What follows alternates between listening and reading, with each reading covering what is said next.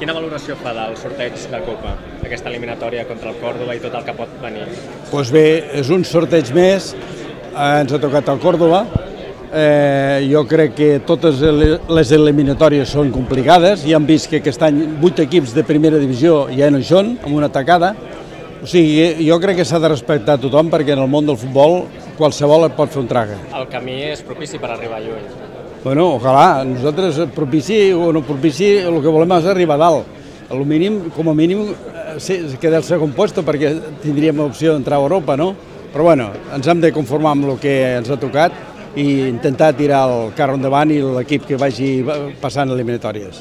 Qui és el primer que ha pensat quan ha vist el Còrdova i el camí que hi havia per arribar a la final? Bueno, doncs he pensat que Còrdova és una ciutat molt maca, el vaig estar veient l'altre dia i déu-n'hi-do de lo bé que jugava. I bueno, doncs qualsevol ens podia haver tocat, doncs hem tingut el Còrdova, doncs benvingut sigui. Aquest partit de Lliga davant del Barça, com ho veu? És un derbi especial, no? Aquest partit ja d'entrada, quan he sabut l'hora, ja m'he cabrejat, perquè ja portem quatre vegades que ens donen els partits a les 10 de la nit. Això és un desastre.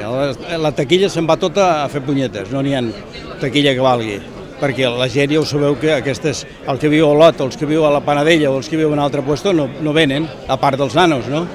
Això és... Jo no sé com ho haurem d'arreglar, però jo crec que el tema dels horaris i el tema de les televisions i el tema de les ràdios ha d'arribar un dia que s'ha d'acabar tot això, perquè no anem bé ningú. Jo crec que no anem bé ningú. I en l'aspecte esportiu, com veu, igualat aquest derbi també o no? Bueno, avui has de tindre molta sort i has de jugar molt bé i has d'estar al 110% possiblement per guanyar el Barça. Tots sabem la capacitat d'equip que és i que no perdona ningú. Ahir va guanyar per 9 o 10, no? Jo ja a la mitja part me'n vaig anar a dormir, perquè vaig dir, seran 10 o 12, no cal pas comptar tantes coses. President, en fi. Pochettino tindrà regal de Reis en forma de davanter aquest Nadal? Bueno, això és un assumpte de la secretaria tècnica. Els deixem amb ells que ho proposin, si en coses, però em penso que en aquests moments està més fred que el que us penseu. Jo em penso que no demanaran ningú. És un pensament meu. I pot haver alguna sortida?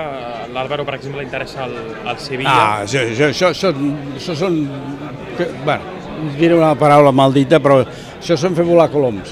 Nosaltres volem el xaval aquí i farem els passos perquè estigui qui es quedi aquí.